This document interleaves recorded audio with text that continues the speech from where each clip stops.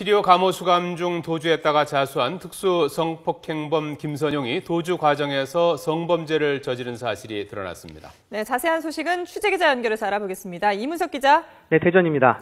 자, 이 김선용이 도주 과정에 또 성범죄를 저질렀다고요? 네, 그렇습니다. 탈주 성폭행범 김선용이 어제 오전 대전시 대덕구에서 성범죄를 저지른 사실이 확인됐습니다.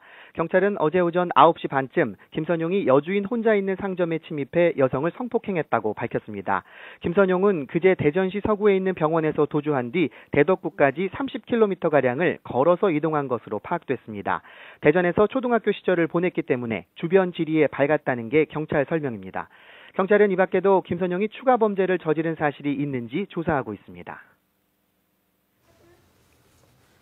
자, 그런데 김선용이 자수하는데 이 성범죄 피해 여성이 결정적인 역할을 했군요. 네, 그렇습니다. 김선용은 어제 오전 성폭행을 저지르고 나서 자수할 때까지 9시간여를 피해 여성과 함께 있었습니다. 그리고 이 과정에 피해 여성이 김선용을 상대로 적극적으로 자수할 것을 설득한 것으로 조사됐습니다. 김선용은 피해 여성과 대화를 하면서 마음을 돌렸고 피해 여성에게 속죄하는 의미에서 자수했다고 경찰에 진술했습니다.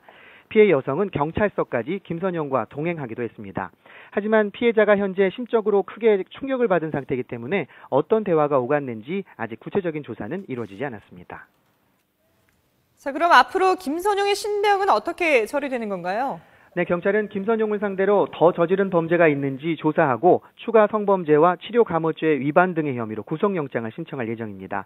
어제 김선용이 자수한 시각이 저녁 7시쯤이었는데 그 뒤로 자정까지 5시간 동안 조사를 벌였습니다. 도주 기간 김선용이 돈이 없어 자거나 먹지를 못해 심신이 피로했기 때문에 밤샘 조사는 하지 않았다는 설명입니다.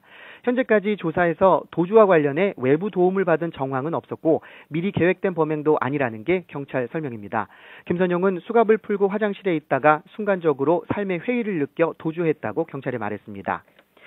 김선용 진술에서도 감호소 직원들의 감시가 소홀한 틈을 타 도주했다는 얘기가 나왔고 이로 인해 추가 성범죄까지 발생하면서 치료 감호소 측은 어떻게든 책임을 피하기 어렵게 됐습니다. 지금까지 대전에서 YTN 이문석입니다.